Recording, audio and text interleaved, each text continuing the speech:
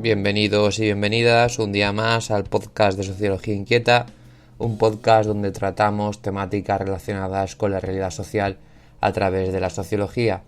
En el capítulo de hoy vamos a hablar sobre la sociología del medio ambiente. Creo que es una disciplina o subdisciplina de la sociología que está muy en boga hoy en día y que es muy interesante conocer por el contexto de crisis climática que nos envuelve. Antes de empezar, me gustaría deciros que todo el contenido que voy a narrar hoy en el podcast está también en mi libro, porque es un capítulo de él, un capítulo intrínseco a en el libro Manual de un sociólogo insociable. Bueno, siguiendo y haciendo este paréntesis, simplemente para que lo sepáis y para los que estéis interesados en ahondar más en este tema, vamos a hablar directamente de qué es la sociología del medio ambiente, pero antes tenemos que replantearnos dos conceptos fundamentales que quizá a veces damos por sentado. Uno es la sociedad y otro es la naturaleza. En este caso son conceptos que forman una dualidad, digamos un antagonismo. La sociedad es todo aquello que está construido por el humano y la naturaleza es todo aquello primigenio que está fuera del estadio social, del estadio civilizatorio del humano. Hay un concepto muy interesante que es el concepto de antropización. Algo antropizado sería algo que ha sido modificado por la acción humana. Hoy en día vivimos en un planeta donde hay muy pocos espacios que no han sido mínimo visitados y muchos de ellos evidentemente influenciados de manera directa pero también indirecta por nuestras acciones. Por tanto, como os decía, digamos que la manera que tenemos de repensar nuestro mundo se ha visto condicionada por esta dualidad que ya he nombrado, la dualidad entre naturaleza y sociedad. La separación de estas dos esferas ha sido una característica fundamental para la articulación de la modernidad, de la sociedad moderna, del capitalismo y también de la ciencia. De esta forma, digamos que la concepción clásica, donde se presenta por un lado las ciencias de la naturaleza, biología, física, etc., y por otro las ciencias humanas, como pueden ser la sociología o la antropología, la psicología, etc., bueno, es una dualidad que quizá haya que deconstruir. Es más, la sociología y también la antropología son ciencias que intentan tender puentes frente a estos dos tipos de paradigmas, es decir, frente a las ciencias de la naturaleza y a las ciencias humanas. En concreto, la sociología del medio ambiente, que es el paradigma del que vamos a hablar hoy, la subdisciplina sociológica, es, digamos, como bien he dicho ya, una rama de la sociología que pretende entender y estudiar la interacción entre lo físico y lo humano, es decir, los ecosistemas naturales y lo social que hay en ellos y por lo tanto la manera que tenemos de relacionarnos con ellos y, bueno, tender puentes, que creo que es muy importante hoy en día. Por tanto, la sociología medioambiental debemos comprender que busca en primer lugar, entender en su totalidad o entender de una manera diferente el concepto de medio ambiente. Y a través del concepto de medio ambiente articular, digamos, toda su teoría y toda su investigación. ¿Qué es el concepto de medio ambiente? Evidentemente, como todo concepto, es una construcción social, pero es una construcción social que tiene mucho, o está muy influenciada por lo biofísico, es decir, incluye tanto elementos como la vegetación, el agua, el aire, eso sería parte del medio ambiente. Imagino que todas y todos hacéis enseguida una relación fácil sobre estos aspectos del medio ambiente, pero también es el espacio en el que vivimos. Y hay que remarcar esta palabra, ¿no? Vivir un espacio. Por tanto, no se debe olvidar esto, que es una dimensión que a veces se nos olvida. El medio ambiente no es solo un espacio biofísico, con su vegetación, su flora y su fauna, sino que es un espacio vivido. ¿Por qué? ¿Por qué, mejor dicho? Por nosotros, por los humanos y por nuestras comunidades. Y por tanto, es reinterpretado, es resignificado, es comprendido a través de constructos sociales, como pueden ser, a grosso modo, en un concepto muy amplio, la cultura o las cosmovisiones sociales. Bueno, asimismo, digamos que el medio ambiente es, digamos, en forma de resumen, la interrelación del medio biofísico, que sería, en una palabra más coloquial o más fácil, no sé si es más fácil, pero es un sinónimo, un ecosistema natural, es la interrelación entre un ecosistema natural y el medio social, es decir, la sociedad y la cultura, con toda su diversidad. Por tanto, digamos que el ecosistema natural tiene una influencia directa sobre las sociedades, pero también no hay que olvidar que el medio social, a la vez que es un producto, es un constructor de este medio ecosistémico, es decir, los humanos, antes he usado el concepto de antropizar, ¿no? Es decir, influenciar en el medio natural, los humanos a través de la actividad económica, productiva y otro tipo de actividades y en general las actividades que se engloban dentro de las relaciones sociales y que surgen en las sociedades, tienen un impacto en el ecosistema. Y bueno, esto es obvio, cómo la manera de producir, de consumir y de relacionarnos hoy en día en el capitalismo nos ha llevado a una problemática muy conocida hoy en día, posiblemente el reto físico y también social más importante de nuestro tiempo, como es el cambio climático.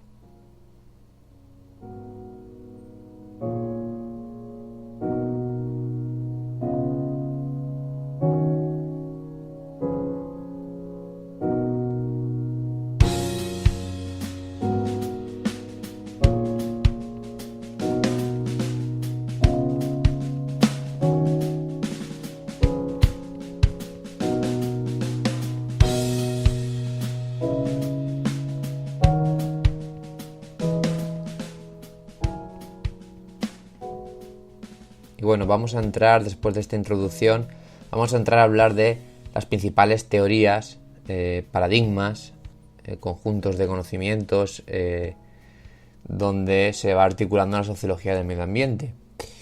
La sociología del medio ambiente estudia, como yo ya os he dicho, la relación entre la sociedad y la naturaleza, pero tiene, aunque bueno, parece que el objeto de estudio es claro, tiene una gran cantidad de variedad dentro de sus paradigmas, es decir, tiene muchos enfoques. Pero bueno, eso pasa en casi todas las subdisciplinas y en general en casi todas las ciencias. Vamos a empezar por el enfoque, digamos, vamos a hacerlo de manera cronológica. Es decir, desde el origen de los primeros paradigmas y cómo luego van evolucionando hacia otros. Un paradigma muy importante para entender por qué se catapulta la sociología del medio ambiente es el paradigma del excepcionalismo humano. Podemos situar esta visión de la sociedad, en realidad, porque es una visión de la sociedad, en los años 70, con el surgimiento de la sociología del medio ambiente, evidentemente, porque es su surgimiento, y la debemos situar en Estados Unidos. Hubo una publicación muy conocida dentro del mundo académico sociológico de Keaton y Dunlap en 1978, dos sociólogos, que se llama, evidentemente, como os he dicho, el paradigma del excepcionalismo humano. Y a través de este concepto, un concepto bastante interesante, los autores apuntan a la visión occidental de cómo entendemos la naturaleza como el punto de vista hegemónico. Ellos dicen, porque bueno, la visión occidental es la visión que prima frente a cómo tenemos, o cómo tendemos, mejor dicho, a entender la naturaleza y a relacionarnos con ella y a estudiarla también. Y bueno, ellos argumentan que esta noción gira en torno a la idea de que los seres humanos pensamos que no estamos sometidos a las pautas que marca la naturaleza.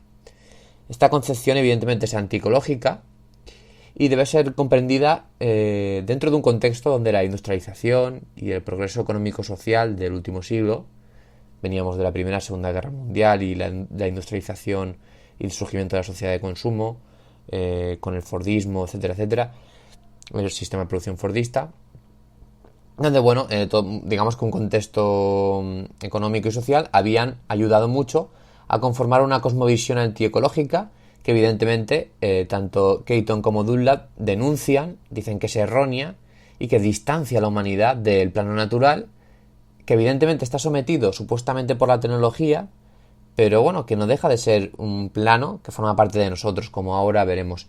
Por lo tanto, Keaton y Dunlap formulan un nuevo paradigma, es decir, un paradigma que está en contra del paradigma del excepcionalismo humano, que es el nuevo paradigma ecológico, digamos.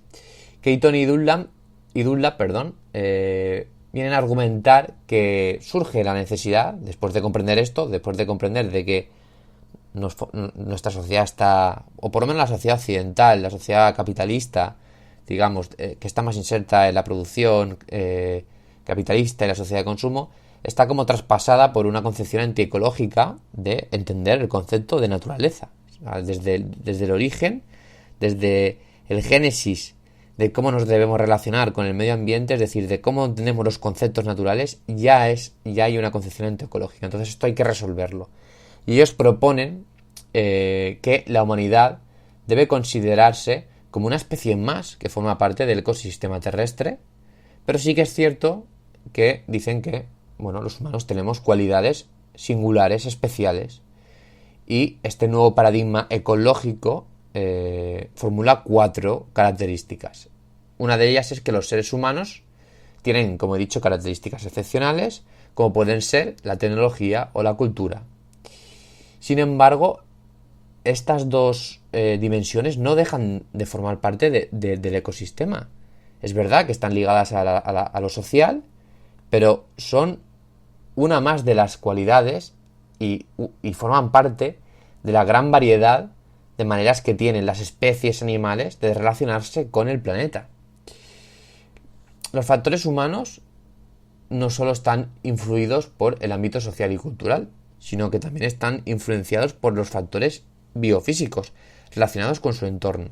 Es decir, no hay la misma conformación social y cultural en un país nórdico que en un país africano. Evidentemente los factores geográficos pues tienen bastante que ver. Hay muchísimos estudios que parten de la demografía, de la geografía y de la sociología que advierten, tampoco es una advertencia, simplemente describen cómo dependiendo de los factores biofísicos, del clima por ejemplo, surgen unas maneras de relacionarse y de entender el mundo diferente. Este sería el segundo factor. Hay 2 más. El tercero sería entender que el medio ambiente biofísico, es decir, los ecosistemas naturales, tienen limitaciones reales y que son insuperables para los humanos. Es decir, la tecnología no puede superar las capacidades físicas de la Tierra. Hoy en día ese es uno de los grandes problemas. El capitalismo produce y digamos que utiliza recursos como si los recursos fueran ilimitados. No comprende que el medio ambiente biofísico, donde nos desenvolvemos, nuestros ecosistemas, tienen limitaciones reales. Y esas limitaciones nos afectan a nosotros y nosotras porque formamos parte de los ecosistemas. Y la última sería, aunque ya la he dicho un poco, que la tecnología y las invenciones de la humanidad, aunque generan una ilusión de controlar el medio físico, o sea, los ecosistemas, tienen limitaciones. Es decir, las leyes ecológicas no pueden ser revocadas.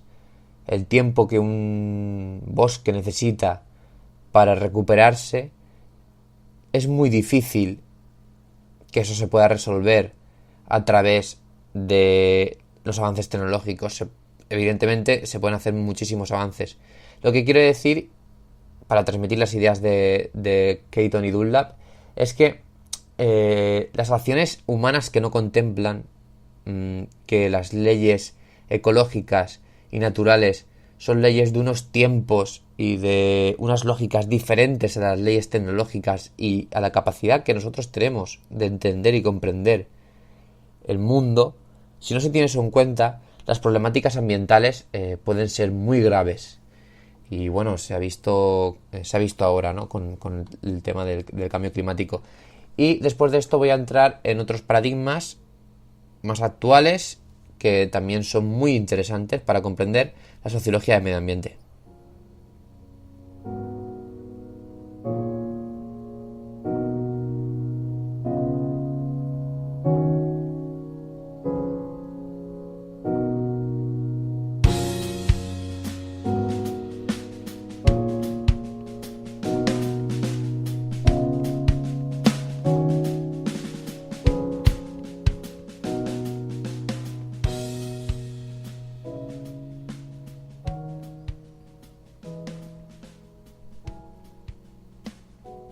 Como os decía, hay muchas teorías muchos paradigmas.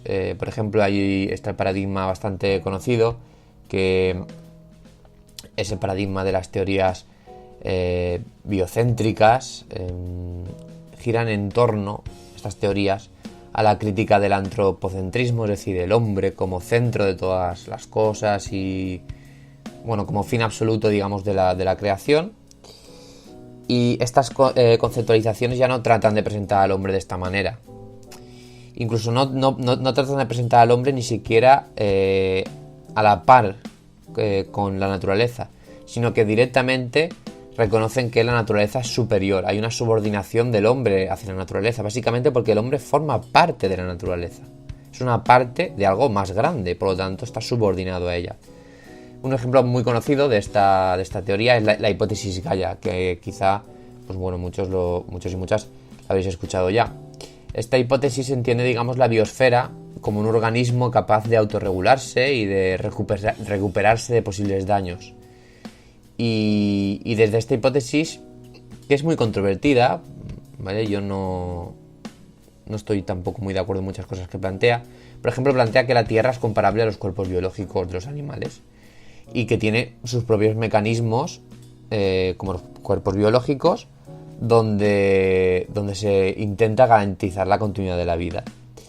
Y bueno, lo que viene a decir es que el humano puede ser entendido como si fuera un virus, una enfermedad, por su actividad nociva dentro del ecosistema. Y bueno, también habla de que la perpetuación de la vida humana no tiene que estar ligada directamente a la continuidad de la vida en la Tierra, que aquí estoy de acuerdo. Evidentemente, la vida en el planeta Tierra, que es, el planeta Tierra tiene 4.500 millones de años, los humanos llevamos apenas 300.000 años, no lo sé exactamente las cifras, pero bueno, somos un parpadeo dentro de la edad del planeta Tierra. Entonces, evidentemente, la vida animal y la vida en la Tierra no está ligada a la vida humana. Pero sí que es cierto que esta noción fetichiza mucho la imagen de naturaleza y por eso yo me alejo de ella y prefiero otro tipo de paradigmas. Dentro de las teorías sociológicas del medio ambiente más actuales, bueno, pues encontramos tres que os voy a explicar que me parecen muy muy interesantes. Una de ellas sería la ecología profunda.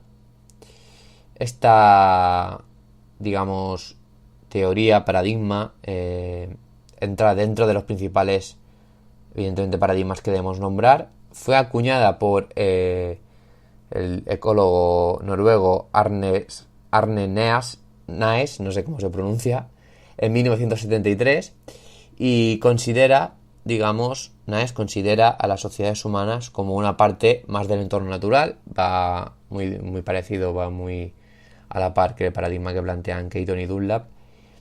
Y bueno, propone cambios en los campos políticos, porque es una teoría social y socioambiental, mejor dicho, y propone cambios en los campos políticos, culturales, socioeconómicos, para garantizar, digamos, una correcta convivencia entre la humanidad y los ecosistemas donde vivimos. Yo creo que es algo bastante obvio, ¿no? Seguro que os parece bastante coherente. Hay que vivir con el ecosistema de una manera sostenible para el bien nuestro y para el bien del ecosistema que forma parte de nosotros, pero porque también viven otro tipo de especies, fauna y flora, que debemos respetar y en las que debemos formar un entorno sano para ellas también y para todos nosotros y nosotras. En respuesta, digamos, a este planteamiento de la ecología profunda, que digamos que es como un génesis, un paradigma, se ramifica y se proponen varias alternativas. Una de ellas es la ecología social, como os he dicho. Es una de los paradigmas que a mí más me interesan.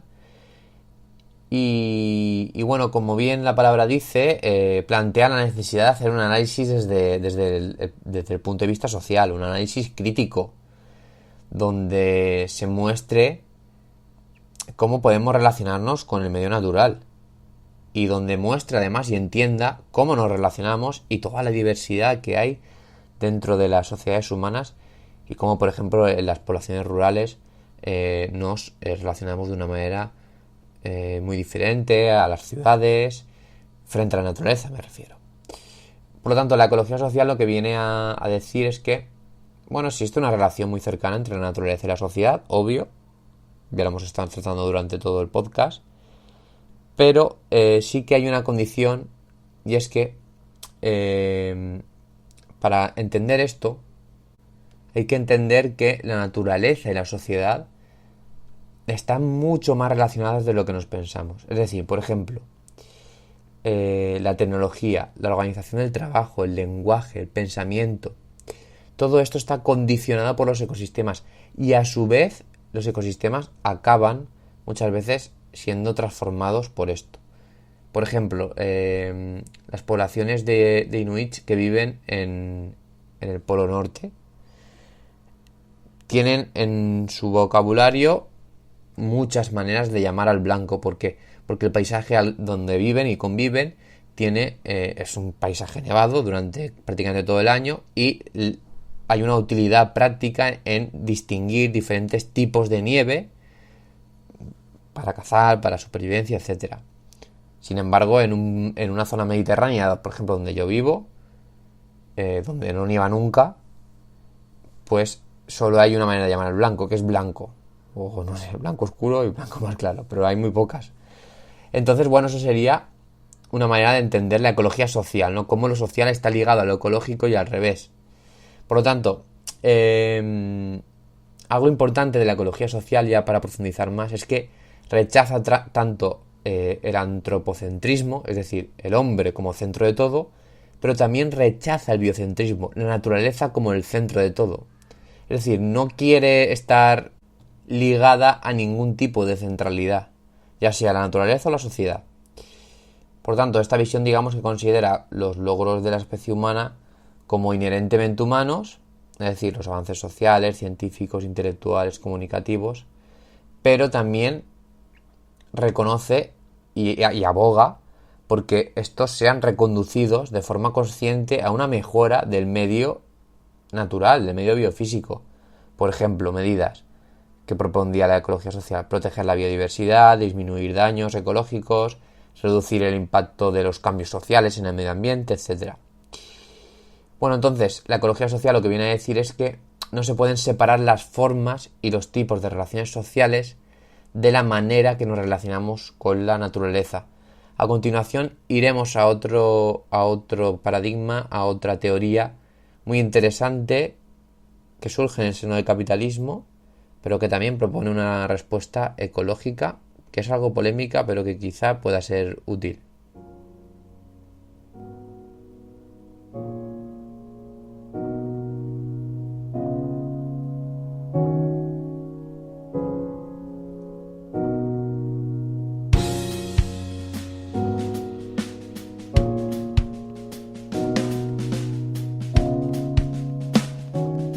La teoría que viene ahora es la modernización ecológica.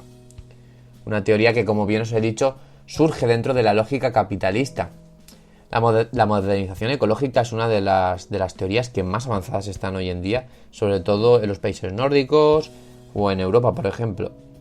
Y aquí se nos plantea cómo hay un proceso, o debe haber un proceso de cambio social y también de política medioambiental, pero plantea un equilibrio que busca la racionalidad económica con la sostenibilidad. Es decir, que tiene que haber como un proceso de ecologización de la economía. No sé si eso sería una palabra o me lo he inventado, pero bueno, sí. Se debería hacer una economía ecológica, un capitalismo ecológico. Es una propuesta ambiental que, bueno, parece que cobra cada vez más fuerza en las sociedades occidentales. También es bautizada, o la habréis conocido seguramente, como capitalismo verde. Pero tiene un gran pero. Yo estoy totalmente en contra de esta teoría porque no tiene en cuenta que sus soluciones, son únicamente viables en países ricos, industrializados, etc. Deja de lado a los países menos avanzados tecnológicamente y olvida que una de las principales, o el principal culpable de que vivamos una crisis climática, es el capitalismo en sí, las relaciones de producción, etc. Por lo tanto, evidentemente quizá modificar el capitalismo sería una opción, pero realizarlo a través de la lógica económica o intentar ganar beneficio a través de un mercado ecológico, digamos, a gran escala, olvidando los países que no van a poder competir porque no tienen recursos, porque es muy caro hacer una transición hacia un mundo ecológico. Pues bueno, si no se tiene esto en cuenta, los países que no tienen la tecnología, que no tienen los recursos, van a acabar de lado. Y puede desembocar en un ecofascismo o en una exclusión. Digamos que la crisis climática, si se enfoca de esta manera, puede llevar a una exclusión medioambiental de gran parte de países. La modernización ecológica creo que tiene factores útiles. Creo que la economía tiene o debería seguir cánones de mercado que buscaran evidentemente lo ecológico y lo sostenible como algo a añadir a los productos que vende y también a la forma de producir y todo. Pero creo que a gran escala se debe hacer una reflexión mucho más profunda y cambiar en sí la manera que tenemos de producir y de consumir. Y esto creo que no casa mucho con esta propuesta. En contraposición a esta propuesta encontramos a el ecofeminismo, una de las más populares dentro de la rama progresista del ecologismo. Es muy difícil agruparla o definirla en poco, el ecofeminismo, porque el ecofeminismo es un conjunto de corrientes que son muy diversas.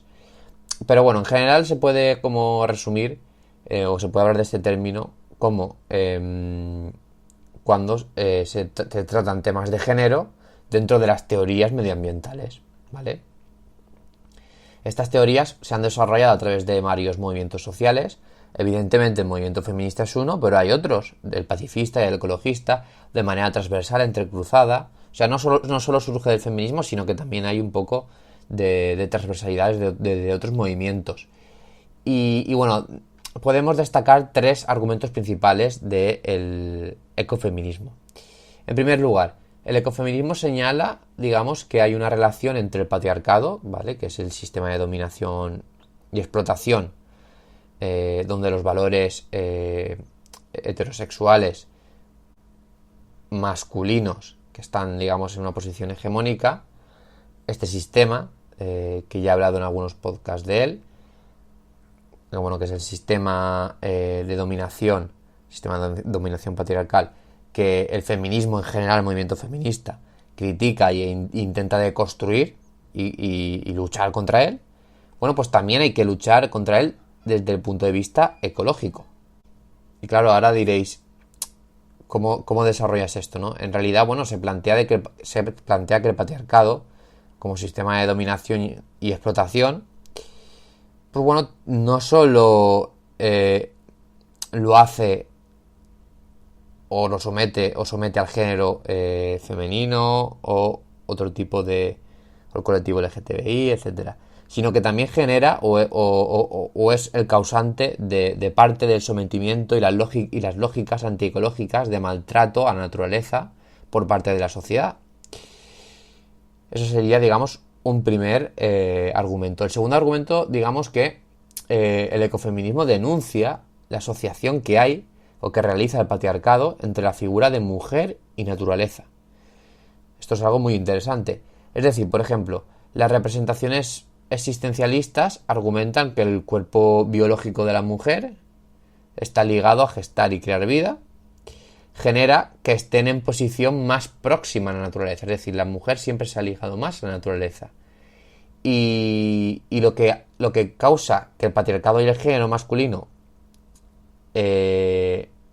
estén en una posición, digamos, de autoproclamarse superiores es que estos ámbitos, el ámbito masculino, en el ámbito patriarcal, está más ligado a la noción de cultura. Y por lo tanto se hace aquí una asociación entre naturaleza y mujer y hombricultura. Y claro, como la cultura tiene la capacidad de modificar la naturaleza, por lo tanto, esta relación, esta concepción, porque es una construcción de conceptos, acaba considerando a el hombre, que está ligado a la cultura, como superior. Por lo tanto, se generan 2 binomios a través de esto, una dualidad. Por una, el hombre y la cultura, que domina a la mujer y a la naturaleza. Interesante, la verdad, interesante. Y por último, el tercer argumento del ecofeminismo sería considerar un origen común sobre la explotación de la naturaleza y la mujer. Y se considera también a la mujer, por lo tanto, porque esto ya lo he dicho antes, pero ¿qué es lo que añado? Es que también defiende que al haber un origen común entre la explotación que sufre la naturaleza y sufre la mujer está en una situación privilegiada para hacer frente a la dominación del sistema capitalista patriarcal. Bueno, esos serían algunos argumentos básicos, pero en general, porque el ecofeminismo es muy variado, me gustaría aclarar que las teorías ecofeministas, aunque yo aquí he tirado algunos esbozos de algunas ideas así muy generales, hablan directamente de los puntos de vista ecologistas desde la sociología que tienen en cuenta o que parten desde las perspectivas de género, básicamente, y sobre todo de las perspectivas feministas.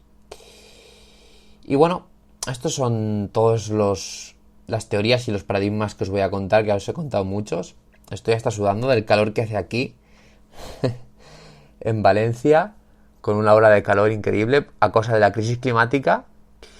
Y bueno, para acabar con una reflexión, y es que, bueno, con la amenaza social en la que estamos viviendo hoy en día a través de la crisis climática, pues bueno, creo que estas teorías que he ido exponiendo a lo largo del podcast pues son muy interesantes y son muy importantes porque nos plantean puntos de vista que, aunque parten de teorías, luego se crean investigaciones, se investiga y son puntos de partida para intentar resolver la crisis climática, que son esenciales, porque la crisis climática se va a resolver sin duda desde una perspectiva social, porque es un problema que lo ha generado el capitalismo, que lo ha generado la manera que tenemos de relacionarnos con nuestro entorno a través de la economía, de la producción y del consumo. Así que nada, os animo a que investiguéis sobre estas teorías. Voy a hacer un poco de publicidad otra vez. Ya sabéis, esto es una cuenta un poco anticapitalista, pero hay que comer. Y la verdad que este capítulo que os he leído, os he narrado, en realidad, está mucho más ampliado en el libro Manual de un sociólogo insociable. Y bueno, también hay muchísimos otros libros. Por ejemplo, os recomiendo el libro de La quimera del crecimiento de Ramón Folk, que es un libro buenísimo para acercarse a este tipo de posturas desde la sostenibilidad. Así que nada, os recuerdo que me podéis seguir en Instagram, Sociología Inquieta, en Twitter Soler2911, en Facebook también Sociología Inquieta, YouTube y Facebook igual, Sociología Inquieta, y nos vemos en la próxima. Un saludo.